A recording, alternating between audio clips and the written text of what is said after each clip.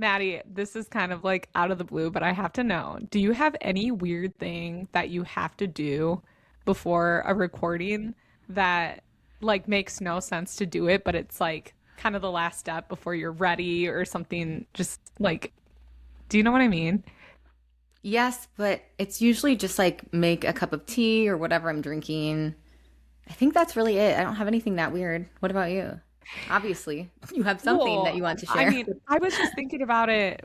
The last thing I did, besides grab a chapstick, because that's always like the last thing I need to make sure is nearby when I'm recording, the last thing I do is I always spray like perfume or some sort of body spray on me as if anyone can smell me from here. Wow, It's like my last sign that, okay, I'm ready. that's just for you. I like it. Yeah. It sets the vibe. I know, it just got me to thinking. I was wondering if you had anything like that, but I guess I'm a weirdo. Sometimes if I have time, I'll light a candle, or as you just saw me putting, I was lighting some Palo Santo just to kind of like chill out the vibe, chill out my nervous system a little bit, Yeah. which we'll get Palo into. Santo. Palo Santo. Yeah. So I love that. we have our stuff going. I have Palo Santo. What spray did you use today? What's the vibe? Some Target shit that I've been really, I actually think it's called Palo Santo. Oh, nice. Yeah. It's that, I forget what the brand with like the wooden tops, but there's like a whole display table of them when you go into like the makeup and stuff like that at Target. And they have a bunch of different smells. I have just been rotating through a few. It's just kind of my around the house body spray type of thing. Not a Damn. perfume that I wear when I'm out and about. But So yours is like a grounding, yeah, cleansing smell yes, as well. maybe that's it. But I like your idea of lighting something on fire before I start. So I might have to start implementing that now. Yes, it kind of like gets you out of the mood from whatever you were doing right before and kind of like makes a new scenery, a new setting. Yeah. Wow. And you're drinking tea? Yes, I have chai tea today. What are you drinking? I'm drinking, this is my first time drinking it. It's really good. It's Haywell, and they have like the calming drinks as well, but this one's an energy focused drink. And it tastes really good. It's a strawberry lemon one. Maddie and I are officially into dry January now, so we get super into any alternative beverage. We actually overdo it quite a bit. We were just talking on the phone this morning and we were talking about how even though we normally, it's day 3 of January and normally, we go 3 days without drinking all the time, but for some reason throughout dry January, we always need like a special beverage every single night for some reason. Every night, I go from having a few cocktails a week to 7 mocktails at least a week. What is that? I don't know, but it just hits the spot. Yay. Well, happy dry January to us. Happy January, happy 2026. First episode of the new year. We're ready to go. Yes, and if you have not been here before, welcome back to Wait You're Mad, the podcast where we process life out loud so you don't spiral alone. I'm Lexie. And I'm Maddie. And we're your hosts. If you've been feeling personally attacked by New Year's content, the planners, the glow ups, the this will be my year energy, same. Before we sprint into 2026, we want to pause and we want to take a look back at 2025 for what it actually was, the growth, the frustration, the lessons, and using that clarity to move forward without pressure. This episode, we're reflecting on 2025, the word we chose. If you listened last year, how it actually played out, what challenged us, and what we're ready to leave behind. And then we're setting intentions for 2026 that feel aligned with who we are now. But first, what are you mad about this week, Lex? So I'm mad because once again, I have something stuck in my head and I can't get it out. A nostalgic blast from the past. Are you ready for it? Bow chicka wow wow. What is that even from? I mean, I know.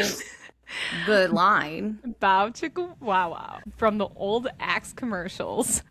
That's what They it have been was. stuck in my head lately and I cannot escape it. So if you grew up in the early 2000s, you already know Axe commercials were absolutely ridiculous.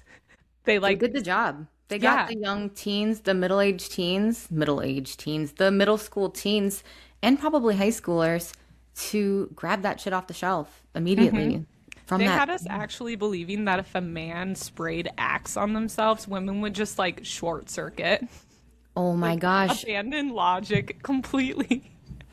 And I mean, to be honest, we did. We loved it.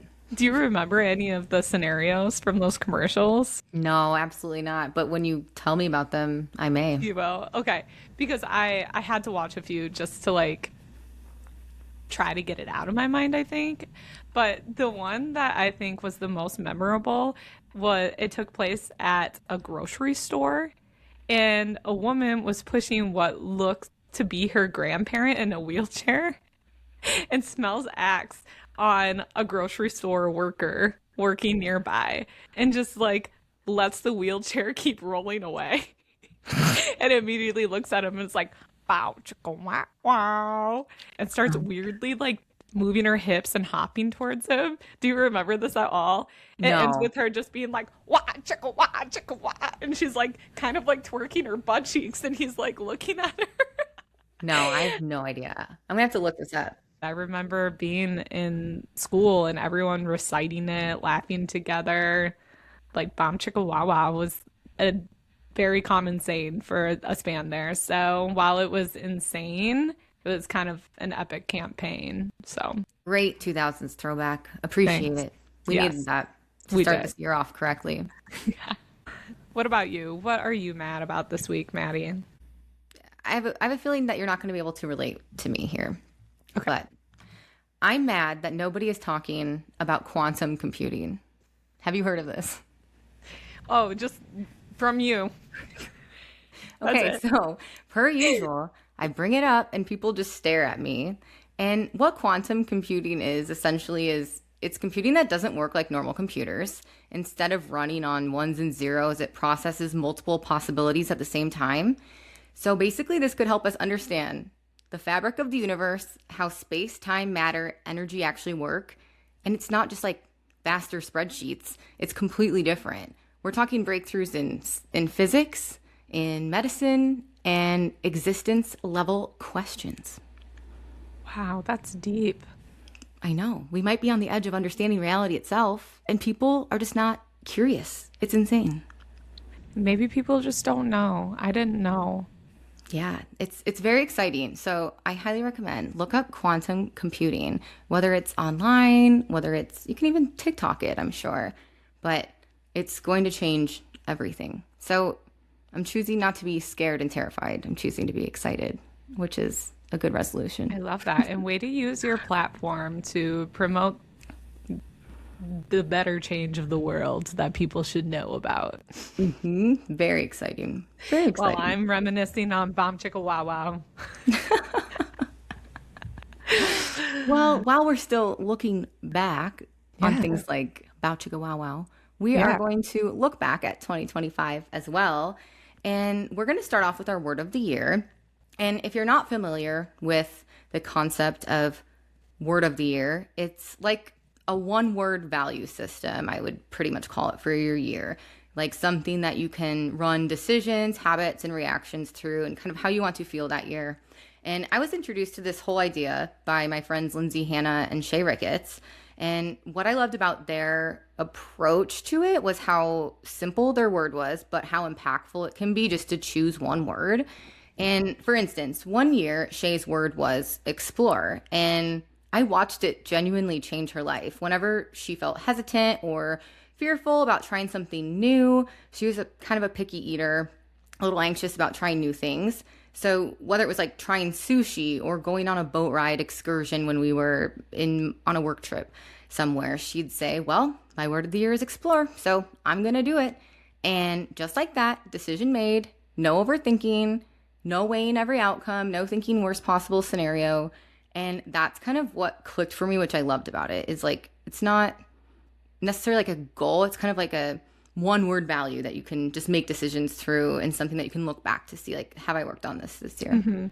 It really simplifies it too because I have a really hard time with setting goals and reflecting on them and just revisiting them a lot. Mhm. And last year, I realized all of my goals laddered up to my word. So if I stuck to the word, if I could just remember that one word and keep going back to that one word, I was then in turn, still striving for all of my goals that I set too. So I really enjoyed it too. And I mean, we'll get into it, but it actually made an impact, I think. Absolutely. And I just saw an orb go by your head again. What in the hell? I don't know. Well, I think that's a sign that it's your turn to talk about what your word was Oh, for last wow. year. Wow. That's so convenient. No, I'm just kidding. So, Lexie, what was your word last year? my word for last year was intentional, which again, I kind of set my goals first and the word came from there. It was kind of all encompassing for everything I wanted to work towards, but I chose it because I didn't want to just move through autopilot anymore. I wanted to be fully present, actually in the room, not half there, not distracted, not just saying yes because it's easier. Whereas 2024 was much of survival for me. So I wanted to be more intentional about what I was doing throughout my life in 2025. So that included being intentional with my time, my money, the people that I chose to spend time with. And yeah, I made a lot of progress in that department. So, how did it show up and what did it teach you? So, where it actually played out for me is I think I started paying attention to how things felt and not just how they like looked on paper. So, I became more selective instead of reactive, like less sure, I guess. And it was more of like, does this actually make sense for me? So I noticed I wasn't trying to prove myself as much. I was like choosing alignment over approval.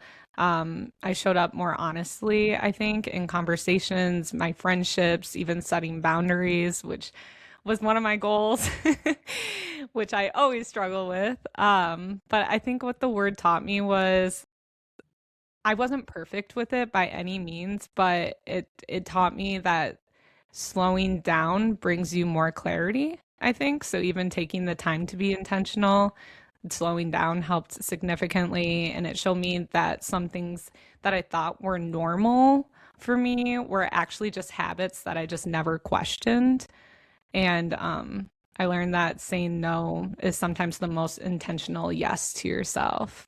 So it was a year of no's, boundaries, questioning things, and I think in turn, I keep figuring out who I am and what I stand for even more because of it. So Love that. That mic drop. That mic drop line. it wasn't a mic drop. You said something like say no. Yes, you love Is saying no, so say no that is probably really resonated with you. I don't love saying no, but You're I just so good at it. I just you have to. I don't enjoy it. Nobody loves it. But like you said, it's like the biggest way to say yes to yourself is to say no sometimes. So yeah. Yes. So you kind of mentioned this already, but is this word complete or is it still relevant for the year ahead? I don't think intentional is a one and done word for anyone for that matter, especially me. It just feels like a chapter. It's like a foundation that I'm going to build on. So I think the difference is in 2025, I was learning how to be intentional, and now in 2026, I'm going to build on that, and I want to trust myself enough to live it without overthinking it. Because 2025, it was a lot of deep thought, maybe overthinking in some instances, and now I need to trust myself that I know what I'm doing and just have it be a little more effortless, and not questioning every move, but just like honoring that I already know it. So, we'll I talk a relate little to bit that later about so how much. I build on that in 2026. But Yeah. yeah, I relate to intentional that was, so much. The over like almost overthinking things, like trying to be intentional, but then also sometimes you overthink it yeah, and make it more complicated than it needs to be. exactly. So finding So the balance in that. yeah, and now I think with slowing down, questioning things, I know myself so much more. And I thought I had a good base. 2024 was a lot of self exploration for me and figuring a lot of things out, and it just deepened that much more that I'm ready to move forward without questioning as much. Cool. Love it. Great word. Oh, cool. Intentional. Yes, and I did revisit our episode from last year. So I remembered what your word is, and I'm excited for you to revisit it now. Hmm. My word of 2025 that we just completed was flow. I chose it because I wanted to loosen my grip on control and rigidness. If you know me, like you will see you will see my moments of rigidness. Like it's unhideable. I can't help it. Like But that's what I love about you, but I understand how you need to let it go. When I took notes from the last episode, I wrote Maddie, flow, dash, loosen the inner control freak. yes. Yeah. Um so flow was not about being like spontaneous. It was more about letting myself practice pretending to be unbothered when things weren't perfectly the way I want them. Again, this year I reflected on where this rigidness was stemming from. And over time, I realized that it really wasn't about wanting everything perfect. It was my nervous system's response to the unknown and uncertainty. And if we really want to go deep, the reason this lives in me is because I grew up figuring everything out on my own, like kind of not having failure as an option. So there was no safety net to fall back on. So my nervous system is super wired to move forward, plan, control, stay in motion, never let off the gas. And so my biggest shift was honestly just realizing that once I could like put a word to it and know what it was from, it stopped feeling like, oh, this is just a personality trait that I have that, is quirky or whatever. It's not a this is how I am. It's something that like, oh, you can really, really work on. So I think instead of labeling myself a control freak, it was like, okay, this is my nervous system reacting. And like that awareness alone created a little bit more flow. I'm not going to say a lot more flow, but a little bit more flow. So it's almost like you realize that you can control the control freak in you to a certain extent. Yeah, I guess. Yeah. I do Yeah. think you did well. I think there were a lot of tests, even just with the podcast last year, that normally you would have been like, "Oh my God, this is not what we planned," and you really did. Like, you even said out loud, "Well, I can either be mad about it or I can just go with it." So I'm gonna go with it. And that's what it's all about, right? It's just like Yeah. choosing that mindset in the moment. So that's why I love the word thing. It's like, it's so simple to keep Hmm. reflecting back on. But as far as being complete at the end of this year, absolutely not. Flow is never fully complete, I don't think, for anyone. Yeah. It doesn't feel like a word I mastered, but I'm going to say exactly what you said. I'm building the foundation, and it's something I learned how to practice and be aware of. So even if it took 1 year, I got something out of it, man. Hell yeah. Progress. Anything else on like a 2025 reflection that what did the year teach you about yourself? Are there things that you navigated that you really didn't expect to? Yeah, I kind of already touched on this, but something that really stood out to me when I reflected recently is how different 2025 felt to 2024. 2024 was a huge year of internal growth. I mentioned that I spent a lot of time alone, really figuring out who I am, what I stand for, and what I'm like no longer willing to tolerate. So 2025 was a year that kind of backed that growth up, I think. Hmm. And I also navigated a lot of uncertainty at the start of last year. Maddie, we kind of revisited that in one of our phone calls. If you guys remember, I was going through a transition with my work last year where my office was moving to Atlanta and I chose not to move with it. So at this point, I didn't know if I was going to keep my job, if I'd be moving, or what my life was going to look like. So a lot was up in the air at the beginning of last year. And over the course of the year, I really found my stability and my footing again.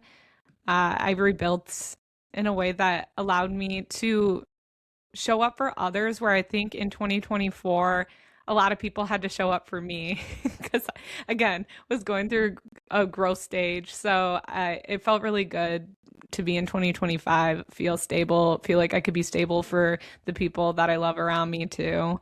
And I just wasn't mentally able to do that the year before.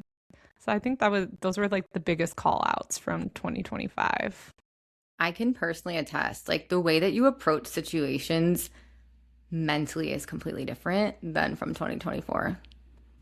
And I don't Yeah, have a I've always great said, example, but like it's yeah, every decision on it's like every way that you think about things has changed 100%. Like, to yeah. be I honest. wouldn't say like really big things happen, but I think that was the beauty of focusing on being intentional, was even those small moments and those small decisions, they were all very consistent. And I can look back and say I handled it in the way that was best for me.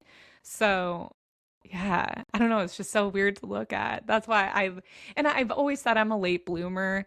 And Maddie, I feel like you've been doing this growth work for years, and I'm just finally getting into it and understanding how impactful it is, I guess.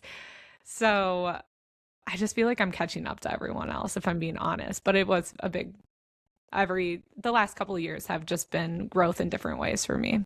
You know what's funny, Lexi, is that like now with TikTok and now with Instagram, and you see doing work or working on myself and growth and inner child, like you don't, I never put that label on it.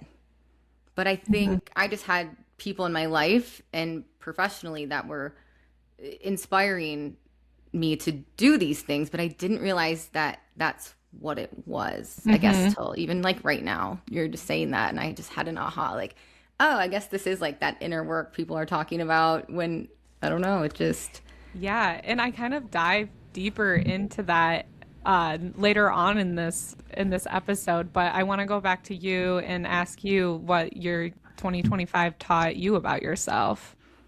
so I think this year was more about me again going with the flow and giving myself and other people more grace and flow. How that goes in there. I've always believed that people are always doing that the best they can with the tools they have. I feel like I have to believe that. I have to believe that. I have to believe in good, right? That's the perspective I want to have. So I do organically have that. Even when it doesn't look like it from the outside, someone has this inner fire inside that's causing them to make these decisions. But I think everybody does the best that they can. And I'm learning to stop expecting perfection, again, from myself as well, from myself and others, and allowing some progress to count. And I think a huge piece of this is not only in like my personal relationships, but really I lead a young team at work, and that really has me just learning about how people learn, how they process things, how they grow. And they've shown me that people can be wildly different in how they communicate and grow. But at the core, everybody wants the same things. They want to be seen, they want to feel capable, they want to be proud of themselves, and they do want to grow, I think. So I keep turning on that mindset when things aren't perfect, or, you know, and especially in a work setting, it can be so clinical, it can be so professional. And, you know, these boundaries are set up in those professional worlds, but I'm trying to like drop those down and like really get to the inner piece of people and help them grow personally, so that then my job professionally also goes, you know, it helps me out too. But it's more Yeah. for them, you know. Yeah, well, I think being a good leader, which you are, Maddie, and you're so personable, and the biggest part of that is you have to get to know the team members on Hmm. an individual level. Everyone learns different. They have different learning styles. They all have different motives. They have different things that motivate them. The So you motivators, really that's the do have biggest to handle thing. them. Yeah, you really do have to handle them situationally. And Hmm. just really get to know who they are before you can be a good leader for them and you acclimate for them too. And Hmm. you really, Working I on it. did watch you this year and you're bending in so many ways for your team that maybe you wouldn't have in the past. And so it's cool to see and it's true. Like you have done a lot of that this year. Okay, I feel like we're starting to go down this road before we went back to your year, but let's have you lead this one. What or who made a positive impact on 2025 for you? Okay, so I mentioned my team at work. Um, so I would say them, but I think more in my personal life, the two people I spend the most time with and talk to, even though you don't live here, is Lexi and Kurt. And I think you two are great at flow. And so Kurt and Lexi both are more naturally grounded people, I feel like. So Kurt's super grounded, he's very present, and he's genuinely okay with taking life day by day, which genuinely can drive me crazy. Like, I want a plan of the dinners of the week, you know? So meanwhile, I'm always wanting more. I'm wanting a plan. I want growth. I want more learning. And I like to think that I push him out of his comfort zone when necessary, but he grounds me when my brain wants to keep sprinting ahead. So similar to Kurt is Lexi. Lexi, you have made me a lot softer. You're somebody that I can reflect on these things out loud with, which honestly, I was just doing these kinds of goal setting and things by myself. So it's really cool to be able to talk to somebody and like have accountability as well. And through our weekly conversations, we've talked through so many things, and we both are realized there's not one right answer to anything, any of life's questions, any situations. And I think what we both share is like we like to try to put words to things Yeah, and try not to control try. not to control them, but to understand them. But I mean, even on the podcast, you probably hear us trying to like dissect everything. Like, Yeah. this is what we do. We dissect every situation, try to see the best in it, and realize there's no right answers. But I think being partners in marriage and a podcast with somebody who doesn't always need to optimize everything is teaching me a lot about trusting the present, letting life happen with always not trying to like steer it a certain way, which you know I love to do. Yeah. I love how you say try, but Maddie, you're probably one of the best people that actually can put words to everything. And you guys, I wish you could hear us on our phone calls because Maddie's words are so hilarious Like sometimes what? too. It's the best. And I love it because you mentioned being surrounded by Kurt and I know we even talked about this when we were hanging out with your best friend Brandy too. She is a lot like Kurt and I as well. You Hmm. do surround yourself with polar opposites, and I think I do to a certain extent too, and the balance of that is so needed. Yeah, it But does. Someone who's a lot like me, I can have a lot of fun with, but mhm. at the end of the day, it's not like productive. And I think we kind of clash a little bit. So that would be like Yes, my brothers. I love I've my brothers, but we clash, and yes. our conversations are not always productive. It like a and debate. You guys love debating. Exactly. So You I would don't be move disagreeing with forward. I yourself just all day. clash. Exactly. Yeah. Exactly. And Whereas also, I want me, to shout out to, I think my parents and my grandparents have really inspired me this year mhm. too. Both of my parents really took a lot of this year to work on themselves. And I'm so proud of them because it just shows you that, like, when you're in your 50s, your 60s, my grandpa's 92 and he's still working on himself every single day. So, Never stop growing. yeah, it shows that you never stop improving and you're never perfect. Yes. Even though we're striving. Just kidding. Yeah, I've actually thought about before if I had to hang out with myself, like my clone, what Yeah. that would be like. And earlier this year, I decided that the worst part of it would be that we would never be able to pick where we want to eat. We would go back and forth all fucking day, all night, never decide. You touched on this earlier, but for me, the what or who made a positive impact on 2025 were the ones I intentionally, again, the word, surrounded myself with.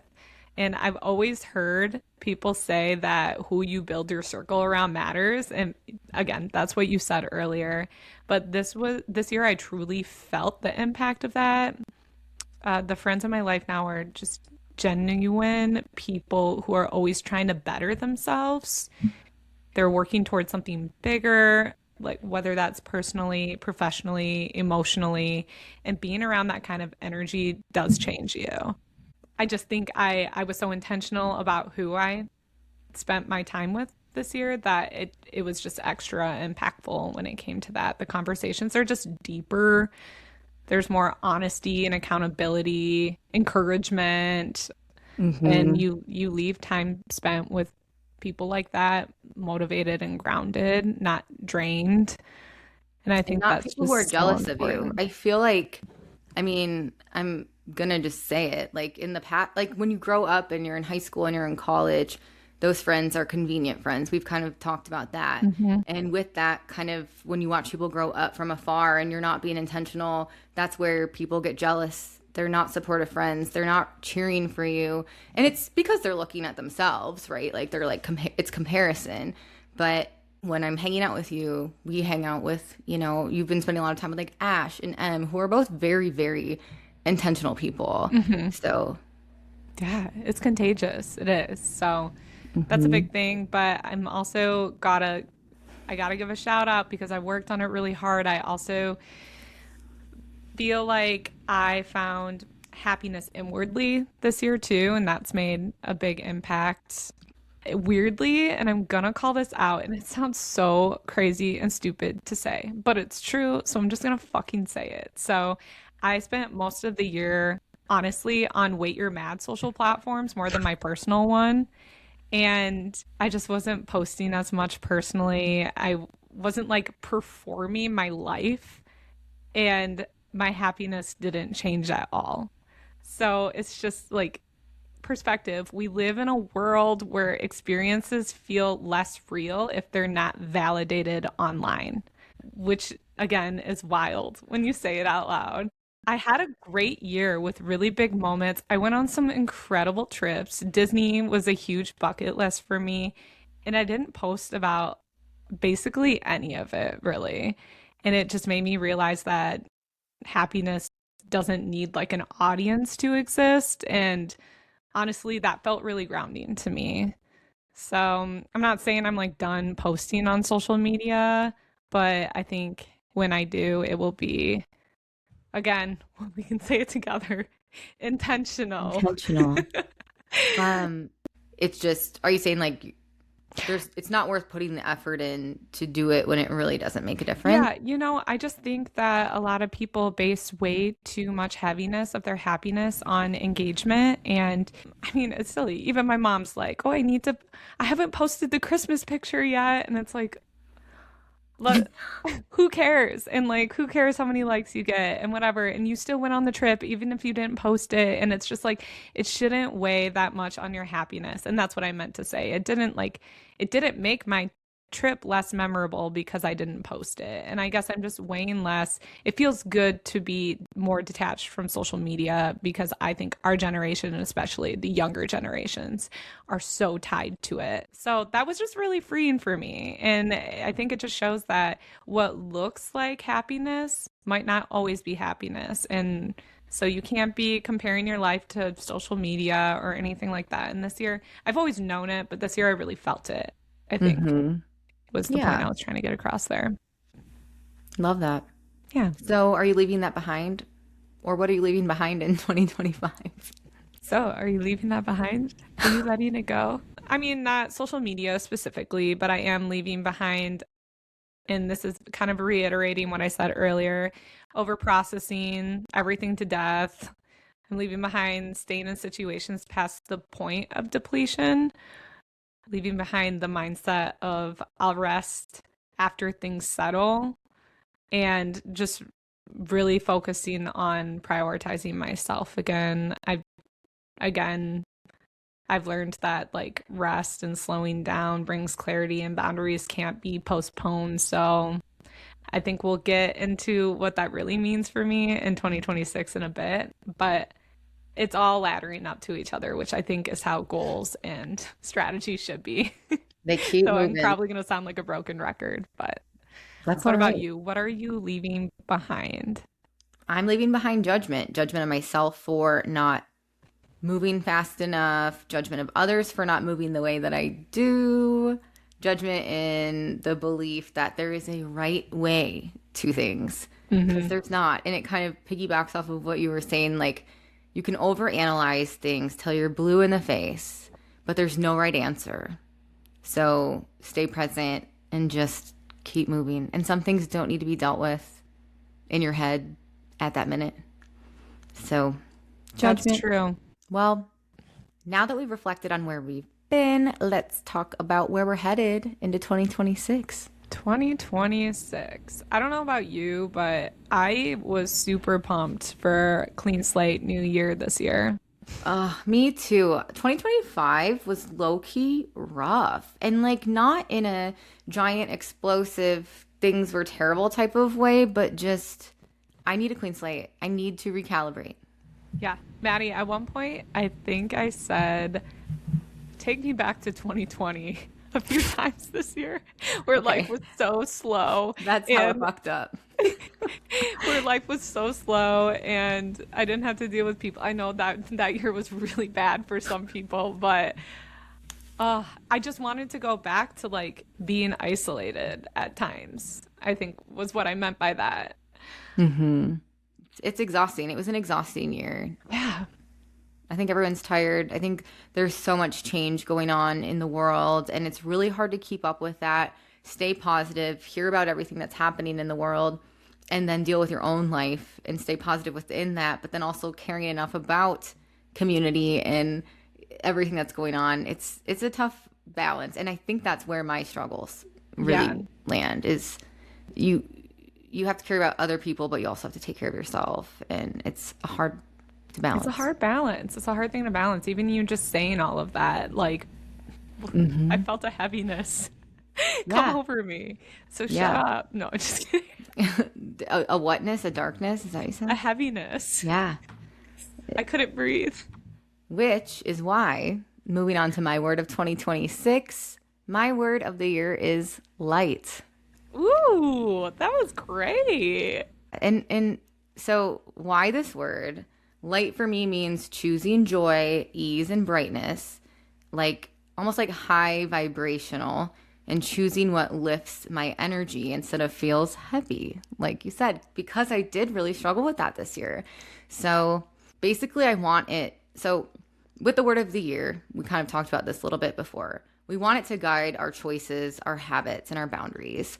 And so, light for me, mentally, it's choosing to observe the world from a place of lightness, of ease, leading with curiosity instead of judgment, and not defaulting to the doom that is so easy to lean towards these days. And then physically, it's also physically light, choosing what feels light in my body, consuming less, simplifying things, uncomplicating things, and creating easy routines instead of these complicated, intricate goals. Write everything down, feel guilty type of thing. So Setting yourself up for guilt. yeah, that is my word, light. What is your word of 2026? I'm so excited to hear because I have no idea. Word for 2026 is intuition. Ooh. So, if 2025 was about being intentional, paying attention, slowing down, 2026 is about intuition. So, intuition feels like the natural next step after a year of slowing down, noticing how things actually felt. It's not something new that I'm discovering. It's more of I'm finally trusting myself, as I have mentioned before too. And I've learned that I usually know when something feels off or when something feels right. I just don't always believe myself the first time. So this year it's all about believing what I notice instead of second guessing it and talking myself out of it. Intuition, saucy, Yeah. mystical. I like it. Yes. I'm just going to simplify this all and just say it means that I don't I trust myself. I don't need to over explain to other people. I don't need proof. I'm just like kind of prioritizing myself again without needing to explain it to other people. I'm back to like I don't need to prove my goodness. And for some reason, I feel like I've been doing that for years. I feel like I'm always trying to show people I'm good for whatever reason. And I believe I am, but I'm so done with like proving it to people and overexpending myself, overgiving. It's just we're getting rid of that this year. So I'm just trusting that who I am is enough now, and I'm going with that. Love that. Intuition. So exciting. It's a fresh year, you guys. We just said our words. I'm so We just excited. said our words. It's set in stone. Keep us keep us accountable. Please. Please, please tell me when I'm not using my intuition, not trusting myself. It was Definitely. between trust and intuition, and I just feel like intuition is like more on my like that's Yes. more of one of my words. If that More on clicks brand. in you and gives you that feeling, it's the Yeah. right word. Like whatever Mhm. that feeling it is that it gives you in that moment is that feeling that you want to have for the rest of the year. And so if that word triggers that feeling, you have the right one. Yeah, and my intuition's just been so strong lately that it just felt like it was the only logical word for 2026. So, Perfect. yeah, yeah, yeah, yeah, yeah. Let's get into goals. Practical goal setting for 2026. I think throughout the year, we usually talk a little bit about what we're working on, things like that. It's nice to set like, some, like three good blocks of like things that we really want to do. And maybe we can have another episode of like how we come up with these things or how we came up with our word. I think that would be cool. But for the meantime, we're just gonna state them. All right. What's your we kind of broke this down into three different sections, and I love that. So let's start with emotional, personal goals. What's yours? Okay, so I'm trying to tie in my word within these goals. So my emotional goal is to choose light to support my nervous system, not marinating in negativity, choosing light in my interpretations, less doom, more curiosity, and honestly, just really working on lightening up my nervous system, moving at a slower pace, being okay with that. And I've I've started already by having some tools ready to go. I have some great meditations, things like that that are set. And I've already done a couple and I need to get back in the habit of meditating. I used to be great at it. I usually did it in the mornings. And even on a lunch break, if I couldn't in the morning, I would on a lunch break because it honestly just sets me up for clarity, saves me so much time in the long run because I feel so clear and have so much more clarity afterwards and I've feel lighter. never meditated, so I might work that in as a goal. And I think I can do it in the next section. I think I might try to Yeah. work that in, but I want to try it. Even 5 minutes. Look up 5 minute YouTube meditations. 5 minutes. We all have 5 minutes. Yeah, you're so right. What about your emotional personal goal? So this one builds off of last year too. I'm going to be honest and say that I was not perfect with my intentions last year. I strived. However, I didn't always listen to my gut. And instead of beating myself up about that, I'm using those failures as fuel for 2026. So, my goal personally is protecting my peace more intentionally, managing stress before it like piles up, and allowing rest without guilt and not as a reward, just as a part of life. So, I do have some specific moments where I feel like you always know if you handled a moment correctly a few days later, looking back on it, you know? And I had a few moments last year where I was like, I wish I would have done this differently. So that's kind of what's fueling this and giving me direction for this goal this year. I like it. Yes, let's move into career and creative. The C's. Chipper. What did I call you? C C squared. squared. Chipper People and cooking. cooking. Yep. That's This me. one's C squared, career and creative. That's me. No, okay, so my career creative goal this year is to keep creativity alive in the day to day. adding fun and joy to my work when things feel repetitive, heavy, boring. And this is at my personal job and with the podcast. I think I've said sometimes you don't feel like going and recording a podcast for an hour after you've just worked all day.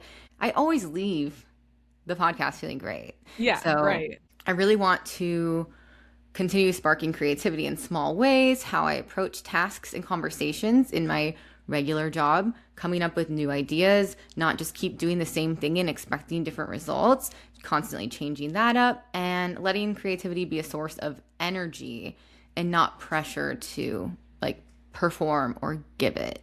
So adding creativity just into my everyday life.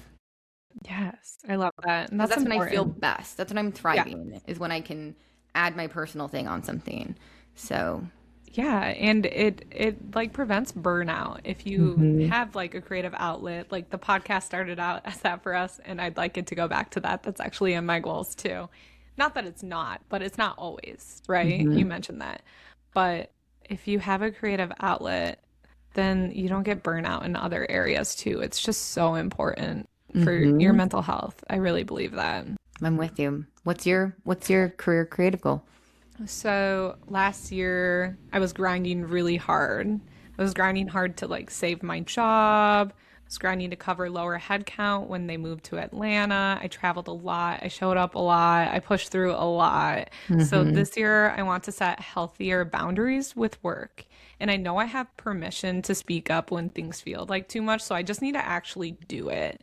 So this year I'm holding myself accountable for that. Without the guilt Yes. or Yes. And my anxiety. my boss even said like tell me when it's too much, but I just wanted to be there for her and everyone else and I didn't do it. So this year I'm holding myself to it. Big focus for me in 2026. But I'm also setting some intentional goals around working remotely, especially related to my mental health. It just started to be officially remote, and a few times I've already felt stir crazy. So this is where I'm going to work in the meditation. I'm going to try that for the first time. We'll start with 5 minutes and see how it goes. And then so I'm going to make many goals to get out of the house to work so I'm not just at home all day. I'm going to get back to cooking and also make space for creativity again. So we're both on the same page with that. Not just productivity, we need creativity too. The podcast will be a huge part of that. And creating things that inspire me makes me just better at everything else I do. So I agree. Even like, creativity is such like tough word to put your finger on, but creativity is actually one of my core values me because too. I always tried.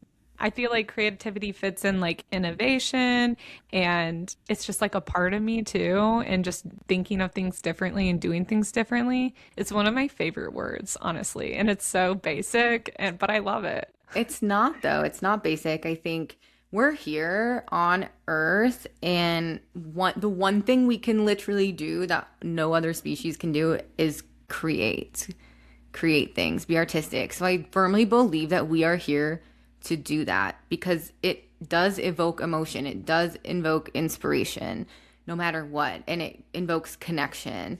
And so it's like putting the deeper parts of yourself out there to connect. It's a great value. It really is. I think it's underrated. Yeah. That was so deep. Thanks for backing me up on that. See, she chooses the best words, guys. It's underrated in our grind culture society. Yes, you're right. You're right. But And as that's being a what human it is about being creative at its yeah, core. grind culture is another serious word that came up in the last couple of months. So that's kind of where this goal for setting boundaries at work came from, actually. You're just using all the buzzwords. Well, yeah, we're millennials and we were We love sold a that. grind culture dream that does not exist. Yep. So we gotta make amends. We gotta find a new path, something different that drives us. So Here we go. Speaking okay, let's of, stay on you because you're speaking to me right now. What is your health and well-being goal? you couldn't have set me up to like drop the ball because this feels It's not silly. It's a serious topic. I just don't know where the fuck it came from. So it's simple, but it's important. I'm done fucking around on my phone while I'm driving. And Mm. nothing dramatic happened. There was no big wake up call to spark this goal. It just hit me one day how pointless and avoidable that risk is.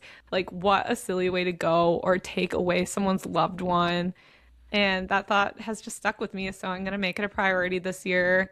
I'm I'm gonna I'm gonna put my phone away from me while I'm driving too. And I think part of the problem is my Jeep is outdated. It doesn't have all, it's not outdated. It's a Jeep. And it doesn't have all the bells and the whistles and the luxuries of phone connectivity. And it's not easy to do everything on it. So that's my own fault in a certain sense.